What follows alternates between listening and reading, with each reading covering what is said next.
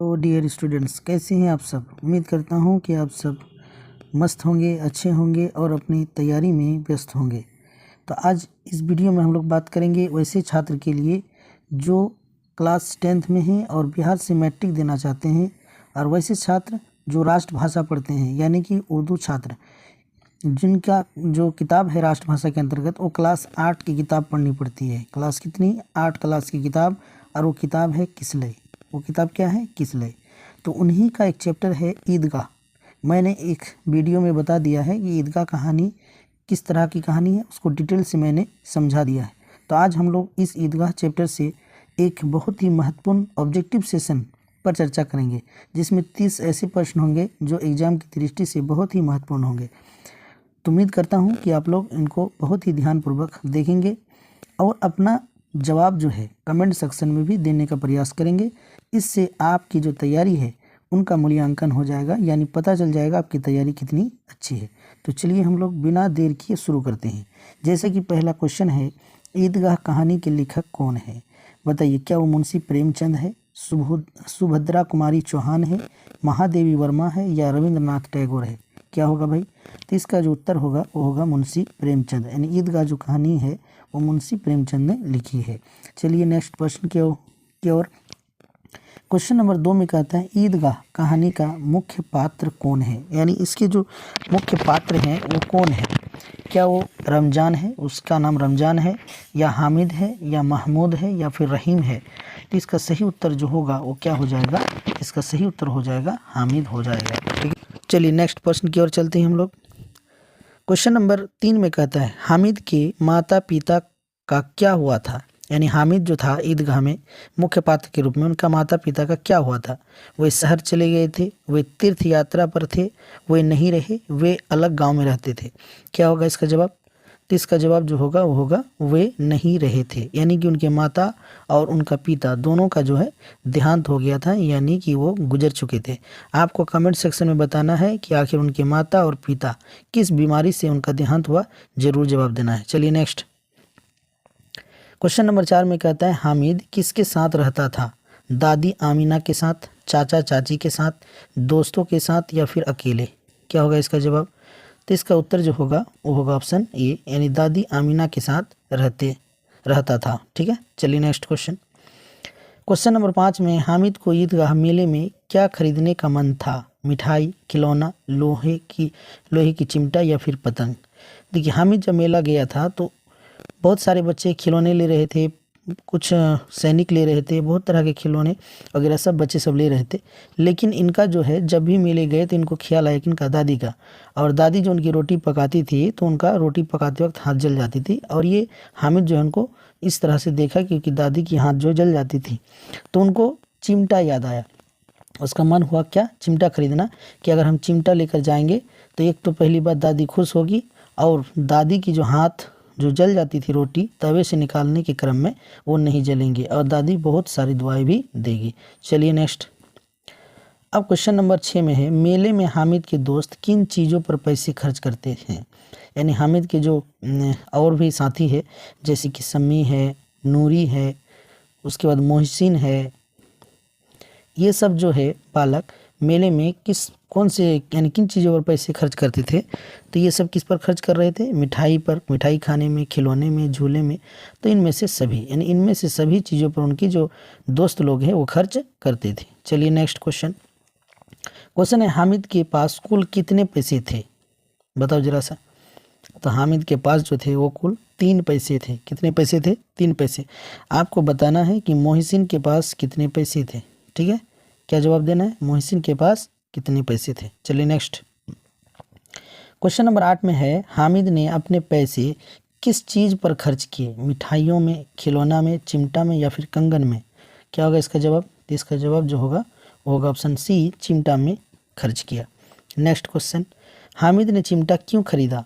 क्योंकि यह सुंदर था, ताकि दादी के हाथ ना जले, क्योंकि उसके दोस्त ने कहा था, या उसे खेलने के लिए चाहिए था? क्या होगा इसका उत्तर?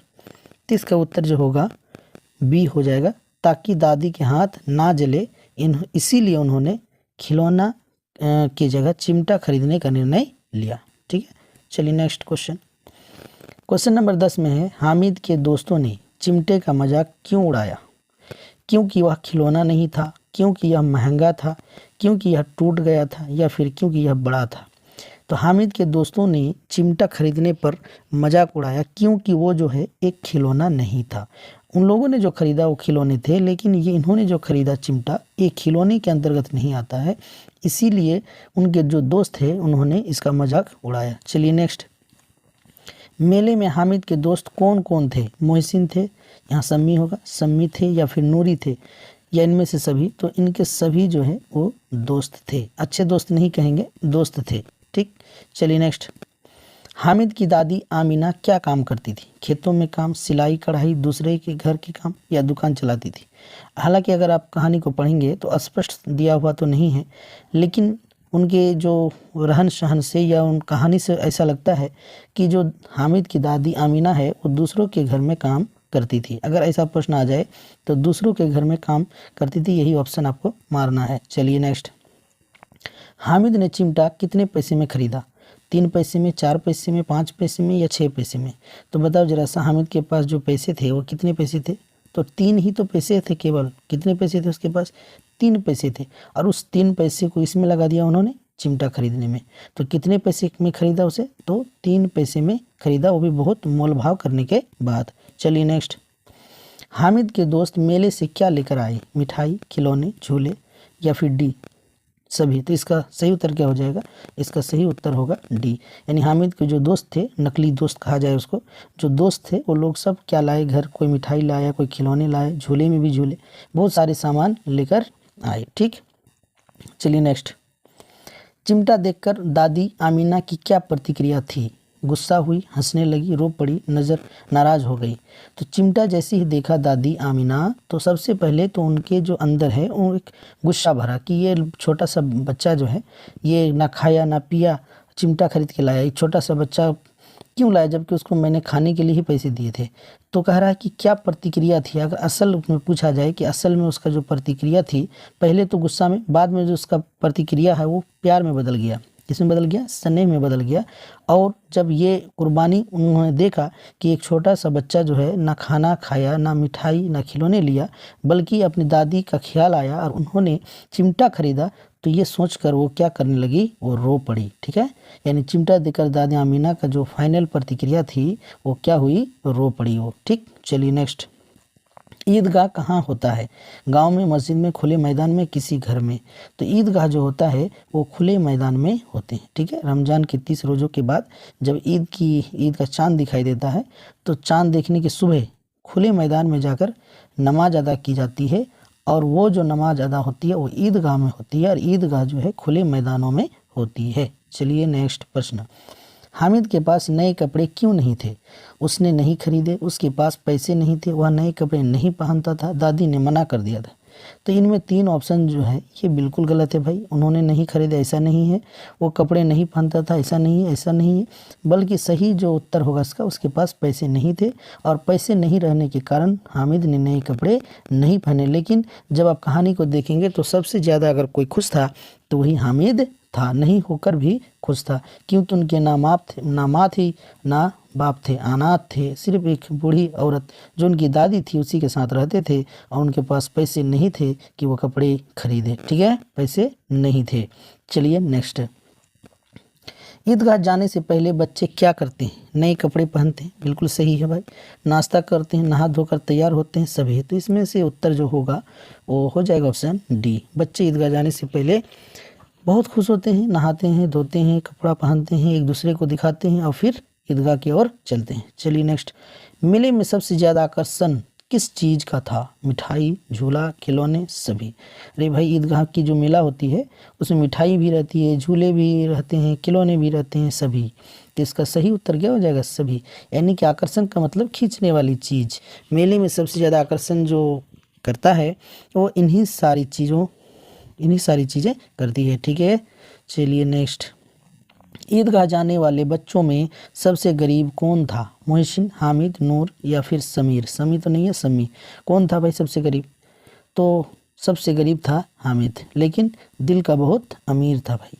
इस छोटे बच्चे के अंदर इतनी सारी कुर्बानी, हम तो कहेंगे ये सबसे अमीर था। ठीक, लेकिन कहानी के एतबार से अगर प्रश्न आपको दे तो वहाँ गरीब लिखना है, लेकिन सबसे अमीर मेरे हिसाब से तो यही था। चलिए नेक्स्ट। हामिद की ईदगाह यात्रा कैसी रही? रोमांचक, साधारण, भावनात्मक या फिर बुरी? कैसे रही भाई हामिद की ईदगाह यात्रा? हामिद की जो ईदगाह यात्रा है वो कैसी रही? वो भावनात्मक रही। कैसी रही? भावनात्मक। चलिए नेक्स्ट। ईदगाह मेले में क्या क्या बिक रहा था? मिठाई और खिलौने, कपड़े, झूले, बर्तन और सामान, या फिर सभी? तो इसका सही उत्तर हो जाएगा इनमें से सभी। चलिए नेक्स्ट। दादी आमीना ने हामिद को क्या सलाह दी थी? मेले में कुछ खरीदना, अपने पैसे संभाल कर रखना, दोस्तों के साथ खेलना, जल्दी लौट आना। क्या कहा था भाई? तो हामिद की जो दादी आमीना है उन्होंने ये सलाह दी कि बाबू जल्दी लौट आना, नहीं तो हम इंतज़ार करते हुए थक जाएंगे। चलिए नेक्स्ट प्रश्न। चिमटा खरीदने के पीछे हामिद का मुख्य उद्देश्य क्या था? खिलौने खेलने के लिए, अपनी दादी की मदद के लिए, दिखावे के लिए, या फिर मेले में घूमने के लिए? तो इसका सही उत्तर जो होगा वो हो जाएगा ऑप्शन बी, अपनी दादी की मदद के लिए। चलिए नेक्स्ट। ईदगाह कहानी का मुख्य संदेश क्या है? दोस्ती की अहमियत, त्यौहार का आनंद, निस्वार्थ प्रेम और बलिदान, खरीदारी की खुशी? तो ईदगाह कहानी का जो मुख्य संदेश है ये कह रहा है कि निस्वार्थ प्रेम और बलिदान, यानी कि एक छोटा सा बालक जो अपने स्वार्थ को ना देखते हुए एक दादी के लिए जो है अपना मन में जो इच्छाएं है अपने मन की इच्छा को उन्होंने बलिदान दे दिया और अपनी जुबान को लगाम दिया, ना खाने की चिंता, ना मिठाई, कुछ नहीं, बल्कि दादी के लिए चिमटा खरीद लाया। बहुत अच्छा संदेश दिया जा रहा है। चलिए नेक्स्ट। चिमटा किस धातु का बना था भाई? लोहे का, पीतल का, तांबे का या लकड़ी का? एकदम आसान सा प्रश्न है, इसका उत्तर होगा लोहे का। चलिए नेक्स्ट। ईदगाह का माहौल कैसा था? उदास, खुशहाल, डरावना, भीड़ भाड़ वाला? तो ईदगाह का जो माहौल था वो बिल्कुल खुशहाल था। चलिए नेक्स्ट। हामिद की सोच दूसरों से अलग क्यों थी? वह गरीब था, वह जिम्मेदार था, वह बड़ा आदमी बनना चाहता था, वह बहुत चतुर था? तो इसका उत्तर जो होगा वह जिम्मेदार था। इसीलिए कहा जाता है भी आज भी अगर किसी बच्चे को जिम्मेदारी है तो अपना जिम्मेदारी निभाएगा। जिम्मेदारी लेना भी एक बहुत बड़ी चीज़ है। इसीलिए अगर कोई विद्यार्थी अपनी जिम्मेदारी को समझते हुए पढ़ाई करता है तो आगे ज़रूर बढ़ेगा। अगर वो जिम्मेदार नहीं है तो कभी भी आगे बढ़ नहीं सकता है। चलिए नेक्स्ट। मुंशी प्रेमचंद की यह कहानी किस वर्ग के लोगों की भावनाओं को दर्शाती है? अमीर, गरीब, व्यापारी, राजा, महाराजा? तो इसका सही उत्तर जो होगा ऑप्शन बी हो जाएगा, गरीब। तो आज हमने 30 प्रश्न हल किए ईदगाह से संबंधित। इसी तरह से फिर नेक्स्ट चैप्टर का कहानी और प्लस उनका भी ऑब्जेक्टिव लाएंगे। आप इसी तरह से वीडियो को देखते रहें और फ़ायदा उठाते रहें और अपना जो पढ़ाई का मूल्यांकन है वो जांचते रहे। ठीक है, इस वीडियो को देखने के लिए आपको बहुत बहुत धन्यवाद। नेक्स्ट वीडियो में फिर मिलते हैं।